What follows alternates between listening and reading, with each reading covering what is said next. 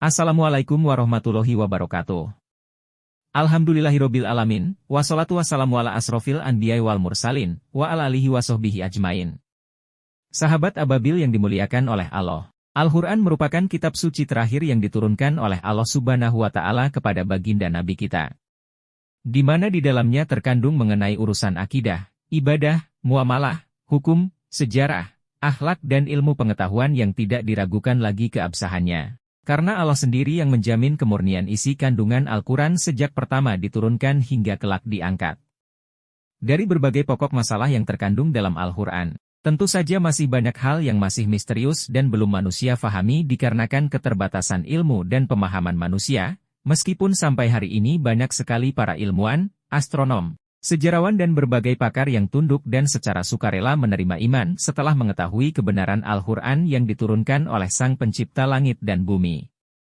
Sahabat ababil yang dimuliakan oleh Allah. Di antara hal-hal yang misterius dan belum terpecahkan dalam Al-Quran adalah ada banyak tempat di bumi yang jadi misteri karena belum diketahui bahkan belum bisa dijangkau oleh manusia. Tempat-tempat misterius di bumi itu disebutkan dalam Al-Quran dan hadis dari Rasulullah. Keberadaannya pun diyakini oleh umat muslim.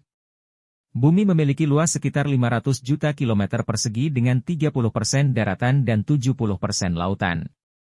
Itu artinya luas daratan hanya sekitar 149 juta kilometer persegi. Berdasarkan analisis dengan menggunakan satelit dari data yang diberikan EVAU Global Land Cover Share Database, jumlah daratan yang telah dimanipulasi, manusia hanya sekitar 900.000 kilometer persegi. Tidak heran. Masih banyak tempat di muka bumi yang belum terjamah dan keberadaannya belum terungkap dan masih jadi misteri. Beberapa tempat misterius itu tertulis dalam surat Al-Kahfi ayat 83 sampai dengan ayat 101. Surat An-Naml ayat 44 hingga hadis Nabi Muhammad tentang Pulau Dajjal yang diriwayatkan Imam Muslim. 1. Telaga Ainul Hayat. Tempat pertama yang masih misterius dalam Al-Quran adalah Telaga Ainul Hayat. Menurut beberapa ahli tafsir, Ainul Hayat merupakan air kehidupan yang dapat menjadikan manusia hidup abadi. Sehingga siapapun yang meminum air tersebut maka ia akan hidup selamanya hingga hari kiamat atau jika ia memohon kepada Allah untuk diwafatkan. Kisah tentang Telaga Ainul Hayat tercatat dalam Al-Quran Surat Al-Kahfi ayat 83 sampai dengan ayat 101. Dalam Al-Quran telaga ini disebut berada di tempat terbitnya matahari, dalam artian tempat tersebut berada di sebelah timur. Namun hingga kini belum ada yang dapat menemukan telaga tersebut. Sejumlah kisah menceritakan bahwa Allah Subhanahu wa Ta'ala menurunkan malaikat Rifail terhadap Raja Iskandar Zulkarnain. Raja Zulkarnain bertanya kepada malaikat Rifail, adakah cara supaya bisa beribadah pada Allah Subhanahu wa Ta'ala secara terus-menerus? Lalu, malaikat Rifail bercerita kepada Raja Zulkarnain tentang kisah Ainul Hayat, si mata air kehidupan abadi. Berbekal permata pemberian malaikat Rifail dan bersama pasukannya, maka Raja Zulkarnain mencari mata air Ainul Hayat dengan melakukan perjalanan. Al-Kisah, mata air keabadian ini letaknya di tempat paling gelap di bumi serta tempat keluarnya matahari. Sayangnya, Raja Zulkarnain tak pernah meminum mata air Ainul Hayat. Namun, Nabi Khidir sudah meminum air tersebut dan menjaganya. Ketika tiba di tempat yang diberitahukan oleh malaikat Rifail, Raja Zulkarnain memerintahkan salah satu orangnya agar masuk lebih dulu guna mencari Ainul Hayat. Nah, Nabi Khidir merupakan orang tersebut. Atas wahyu dari Allah Subhanahu wa Ta'ala, Nabi Khidir mendapat petunjuk mengenai letak Ainul Hayat.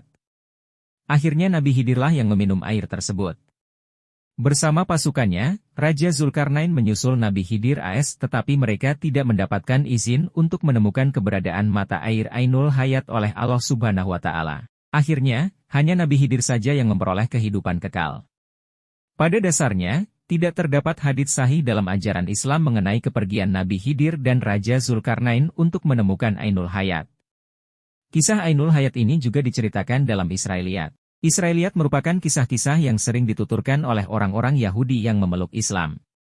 Bukan hanya dipercaya oleh kalangan Muslim, Telaga Ainul Hayat juga diyakini keberadaannya oleh kalangan non-Muslim. Raja Ferdinand dikatakan salah satu raja yang meyakini keberadaan Telaga Ainul Hayat dan berambisi ingin menemukannya.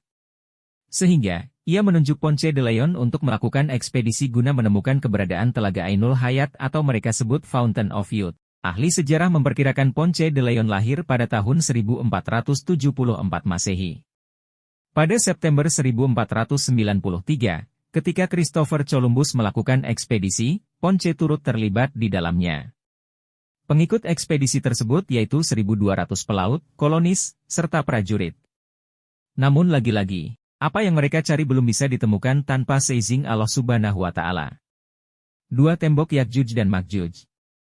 Tempat misterius selanjutnya yang tertuang dalam Al-Quran adalah tembok Yajuj dan Makjuj. Kisah misteri tembok besi raksasa yang dibuat Raja Zulkarnain tak lepas dari keberingasan Yakjuj dan Makjuj, kaum perusak bumi. Disebutkan dalam Al-Quran Surat Al-Kahfi ayat 93 sampai dengan ayat 97 bahwa tembok tersebut berada di antara 2 gunung. Dikisahkan Yajuj dan Makjuj merupakan manusia yang juga keturunan dari Nabi Adam alaihi salam. Keberadaan tembok besi yang dibuat Zulkarnain, hingga kini juga masih tertutupi tabir. Namun tak sedikit yang mempercaya lokasi tembok Yakjuj dan Makjuj di antara Samarkand dan India ini sama seperti yang diungkapkan Abdullah Yusuf Ali dalam tafsir Teholi Quran, yaitu di distrik Hisar, Uzbekistan, 240 km di sebelah tenggara Bukhara. Ada celah sempit di antara gunung-gunung batu. 3. Pulau Socotra. Dajjal adalah makhluk Allah Subhanahu wa Ta'ala yang memiliki kekuatan besar sebagai fitnah di muka bumi.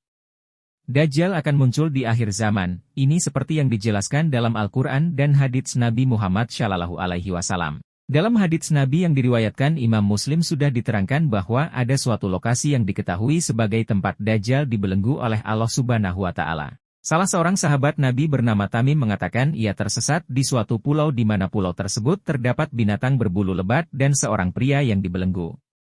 Lokasi pulau itu, kata Tamim, berada di Laut Syam atau di Laut Yaman. Terkait penjelasan tersebut, beredar isu yang beranggapan bahwa keterangan Tamim menuju pada Pulau Socotra yang berlokasi di Laut Yaman karena seperti yang diceritakan pulau itu banyak ditemui binatang aneh dan ditumbuhi pepohonan yang tidak didapati di tempat lain serta jarang dikunjungi manusia. 4. Gunung Qaf. Diceritakan ketika Nabi Muhammad Shallallahu Alaihi Wasallam pulang dari perjalanan Isra Miraj, beliau melihat Gunung Qaf yang mana tampak pemandangan sangat indah sehingga membuat Nabi Muhammad terpesona dengan keindahan tersebut. Akhirnya Nabi mengajak malaikat Jibril mengunjungi tempat-tempat tersebut. Di dalam Al-Quran sendiri, Gunung Qaf diabadikan dalam sebuah surat Qaf. Tapi, sampai saat ini tidak ada orang yang mengetahuinya. Ada yang mengatakan di antara Yordania dan Arab Saudi. Namun ada juga yang mengatakan letaknya ada di daerah Yaman. Selain itu, ada yang menyebut Gunung Qaf berada di suatu daerah sebelum Persia, dekat tembok Yajuj dan Majuj. 5. Kerajaan Sulaiman. Nabi Sulaiman As memiliki kerajaan yang sangat besar dan megah. Harta yang melimpah ruah membuatnya dinobatkan sebagai manusia paling kaya yang pernah ada di bumi.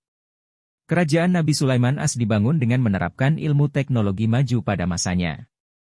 Istana Nabi Sulaiman As dikenal sebagai Solomon Temple, istana atau kuil Sulaiman. Berdasarkan keterangan ayat-ayat Al-Quran Surat An-Naml ayat 44 serta kisah-kisah dalam kitab suci Yahudi dan Nasrani, Temple of Solomon sangatlah megah. Siapapun yang datang dipastikan akan terkesima dengan segala kemewahan yang ada di dalamnya. Sepeninggalnya Sulaiman istana itu hancur. Namun hancurnya istana Sulaiman itu bukan karena runtuh, tetapi diruntuhkan oleh orang-orang Yahudi yang sombong dan angkuh. Hal ini dijelaskan dalam Al-Quran Surah Al-Isra ayat 4 sampai dengan ayat 7. Konon, kuil Sulaiman terletak di sebelah selatan Dome of the Rock, yaitu masjid yang dibangun oleh Khalifah Al-Walid dari dinasti Umayyah. Tempat ini pernah dipakai sholat oleh Khalifah Umar bin Khattab. Ia kemudian meletakkan sebuah batu. Lalu, dibangun kubah yang kemudian dikenal dengan nama The Dome of the Rock di atas batu itu oleh Abdul Malik. Itulah beberapa tempat misterius dalam Al-Quran yang sampai hari ini masih belum diketahui keberadaannya. Sahabat Ababil yang dimuliakan oleh Allah. Semoga informasi ini menambah wawasan dan keimanan kita kepada Allah Subhanahu wa Ta'ala. Semoga kita kelak dikumpulkan bersama orang-orang yang beruntung. Amin ya robbal alamin. Wallahu alam. Jangan lupa like, komen, dan subscribe agar channel ini bisa berkembang ya. Wassalamualaikum warahmatullahi wabarakatuh.